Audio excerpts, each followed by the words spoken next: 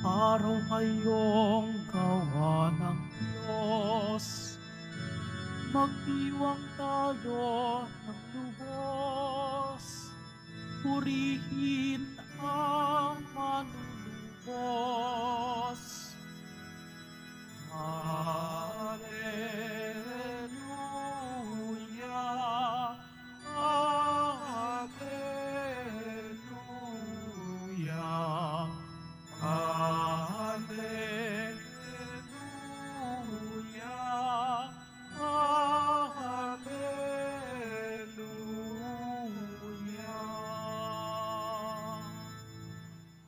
Sumainyo ang Panginoon. At sumaiyo rin. Ang pagpapahayag ng mabuting balita ng Panginoon ayon kay San Juan. Papuri sa iyo, Panginoon. Noong panahong yun, muling napakita si Jesus sa mga alagad sa tabi ng lawa ng Tiberias. Ganito ang pangyayari. Magkakasama sina Simon Pedro, Tomas na tinaguriang kambal, Nathaniel na taga Cana, Galilea, ang mga anak ni Zebedeo at dalawa pang alagad. Sinabi sa kanila ni Simon Pedro, "Mangingisda ako." "Sasama kami," wika nila. Umalis sila at lumulan sa bangka. Subalit walang nahuli ng gabing iyon. Nang magbubukang liwayway na, tumayo si Jesus sa pampang. Subalit hindi siya nakilala ng mga alagad. Sinabi niya, "Mga anak, mayroon ba kayong huli?" "Wala po," tugon nila. "Ihulog ninyo ang lambat sa gawing kanan ng bangka at makauhuli kayo," sabi ni Jesus. Inihulog nga nila ang lambat at hindi nila ito mahila sa dami ng huli. Sinabi kay Pedro ng alagad na minamahal ni Jesus, "Ang Panginoon iyon." Nang marinig ito ni Simon Pedro, siya'y nagsuot ng damit sapagkat tubad siya at tumalon sa tubig. Ang kasama niyang mga alagad ay sumapit sa pampang, sakay ng munting bangka, hila-hila ang lambat na puno ng isda. Hindi sila gaanong kalayuan sa pampang, mga 90 metro lamang. Pag-ahon nila sa pampang, ay nakakita sila doon ng mga baga na may isdang nakaihaw at ilang tinapay. "Magdala kayo rito ng ilang isdang nahuli ninyo," sabi ni Jesus. Kaya't sumampa sa bangka si Simon Pedro at hinila sa pampangan lambat na puno ng malaking isda, 153 lahat. Ngunit napunit ang lambat kahit ganon karami ang isda. "Halik kayo at mag-almusal tayo," sabi ni Jesus. Isa man sa mga alagad ay walang nangahas magtanong sa kanya kung sino siya, sapagat alam nila na siya ang Panginoon. Lumapit si Jesus, kinuha ang tinapay at ibinigay sa kanila, gayon din ang isda. Ito ang ikatlong pagpapakita ni Jesus sa mga alagad pagkatapos na siya'y muling mabuhay.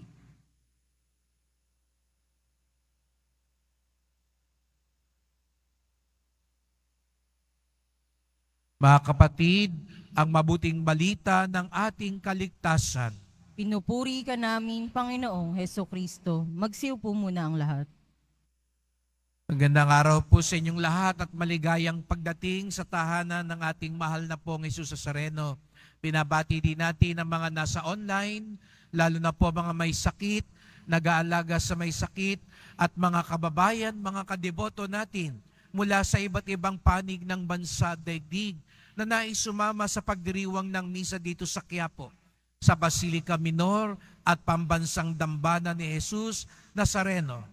Unang Biyernes, araw ng debosyon, araw ng mga deboto, at ngayong panahon ng muling pagkabuhay, lalo nating pinararangalan ang ating pinakamamahal.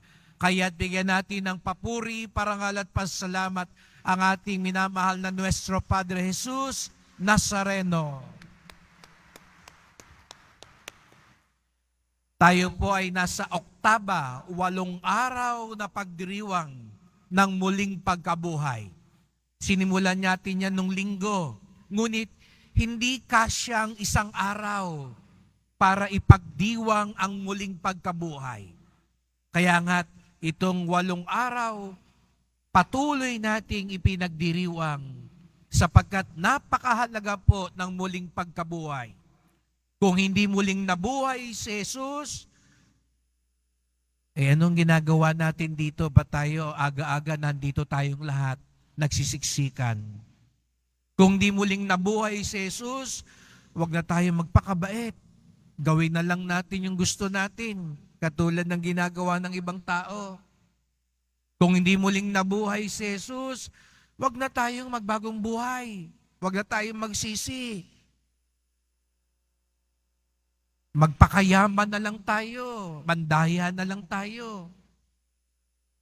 Pero dahil muling nabuhay si Jesus, may saysay ang lahat ng ating ginagawa. Kahit may krus, kahit may pagsubok, kahit mahirap ang buhay, magtsatsaga tayo, aasa tayo, magsusumikap tayo. Bakit? Dahil muling nabuhay si Jesus. Kaya sabihin nga natin, salamat sa Diyos. At iparinig natin kung buhay na buhay din tayo, katulad ng muling nabuhay na Panginoon, mas malakas na palakpak ang ialay natin sa Kanya.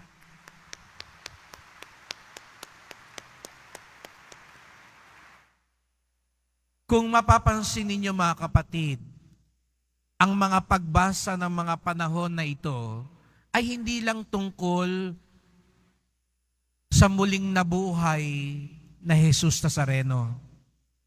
Ang mga unang pagbasa, kung susundan ninyo at sana sundan ninyo ngayong panahon ng muling pagkabuhay, ito rin ang kwento ng unang simbahan. Ang unang kapisanan ng mga sumunod kay Jesus Nazareno. At dito makita nyo ang pagkakaiba sa mga alagad ni Jesus Nazareno.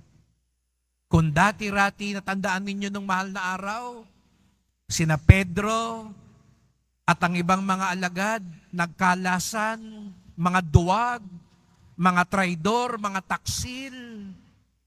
Ngayon, ibang-iba na yung mga alagad.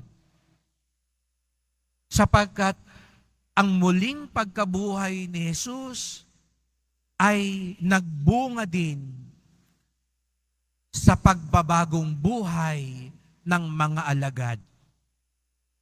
Sana makita niyo po yun.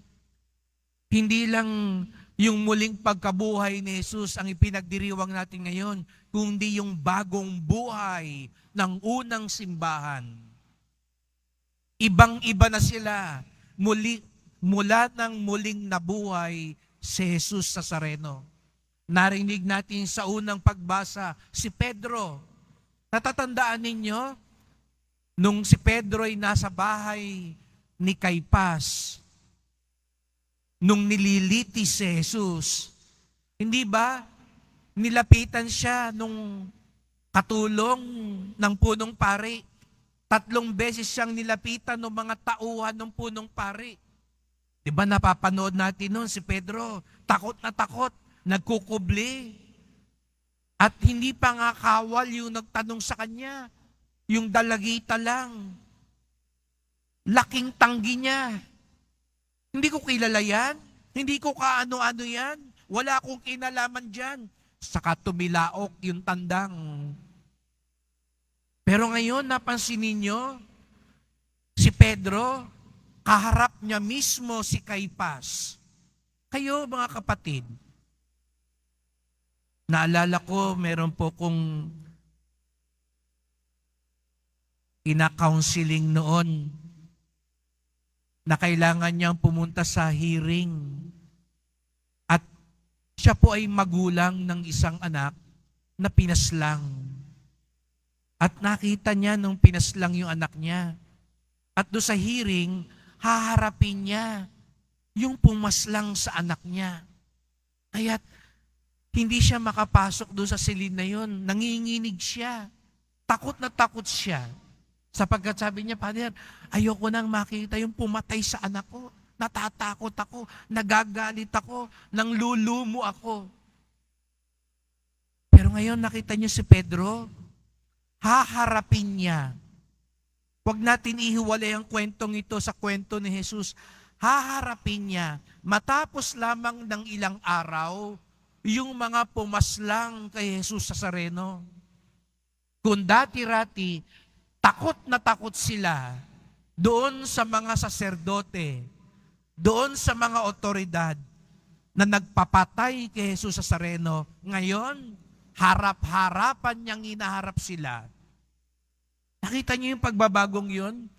Kung dati siguro ay maihi-ihi na sila at nanginginig sila sa takot. Ngayon, alam nila, pwede silang ipapatay din ni Caiphas. Alam nila kung papaano yung ginawa kay Jesus sa Nazareno, pwede rin gawin sa kanila. Pero hindi sila natakot sapagkat ang muling pagkabuhay ni Jesus ay nagbunga din ng bagong buhay sa kanyang mga alagad. Kaya mga kapatid, ang tunay na deboto ni Jesus sa Nazareno, nagbabagong buhay. Hindi pwedeng gaya lang ng dati. Hindi pwedeng katulad lang, walang nagbago. Baka naman natapos na ang mahal na araw, balik na sa dati. Nung mahal na araw, para tayong mga anghel, kababait. Nung mahal na araw, dahil maraming prosesyon, para tayong mga santo. Hindi muna ako magmumura, mahal na araw eh. Hindi na muna ako iinom. Hindi ko muna kikitain yung number 2 ko, mahal na araw eh. Hindi na muna ako magsusugal, mahal na araw eh.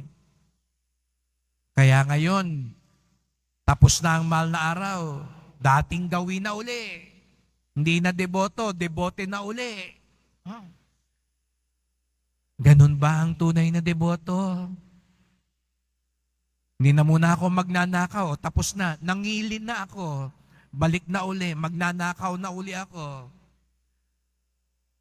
Ang tunay na deboto, mga kapatid, nagbabagong buhay.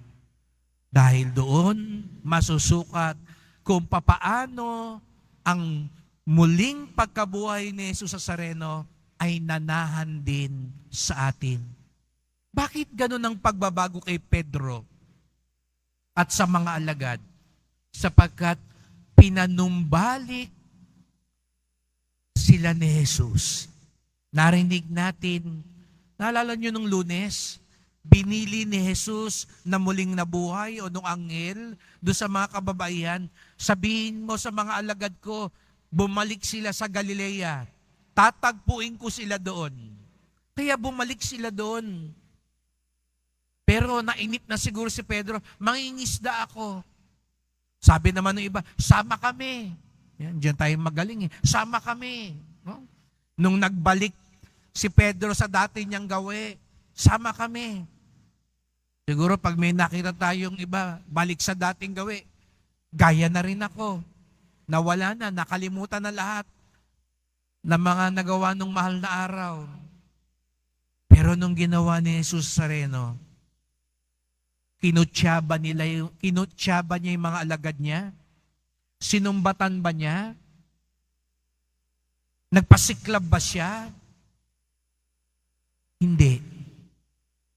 Pinatawad niya, pinanumbalik niya, at pinalakas niya. Yun ang susi sa pagbabagong buhay. Pinatawad, pinanumbalik, pinalakas. Sabi ko kahapon, hindi niyo ba napansin, hindi nagpakita si Jesus na muling nabuhay kay Pilato.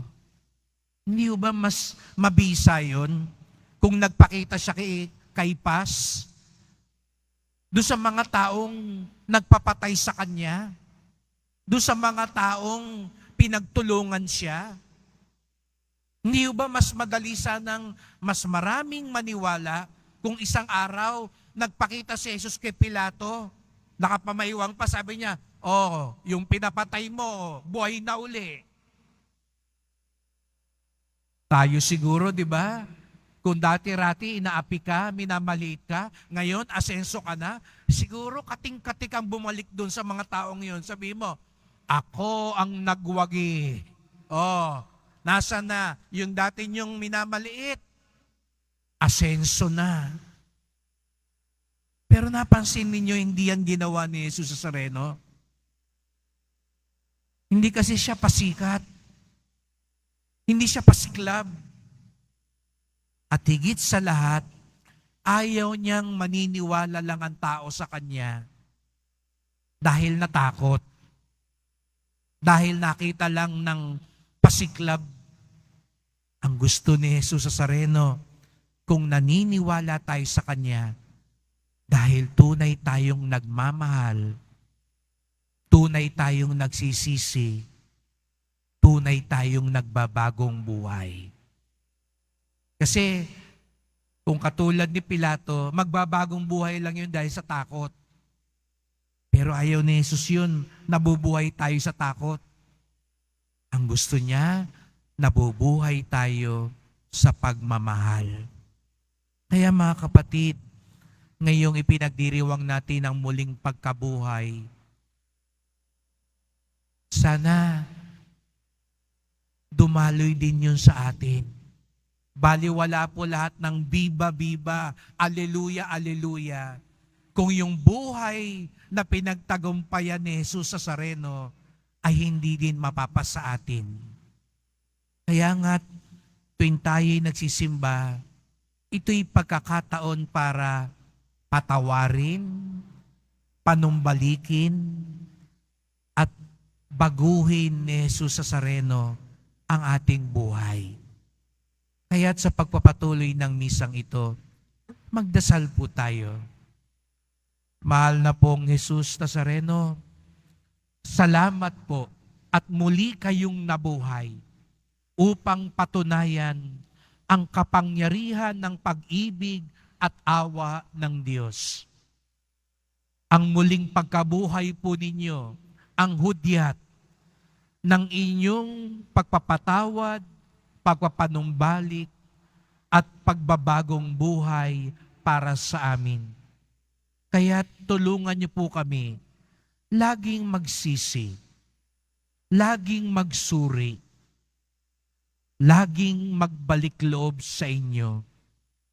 Naririto na naman po kami, inyong mga deboto. Binubuksan ang aming puso para sa iyong mga himala at biyaya. Ngunit sana, buksan din namin ang aming puso para sa tunay na pagbabagong buhay, sapagkat ito ang maghahatid sa amin sa kaligtasan at buhay na walang hanggan. Mahal na pong Jesus Nazareno, muli kang nabuhay. Kawaan niyo po kami, basbasan niyo po kami. Aleluya, amen, aleluya, amen.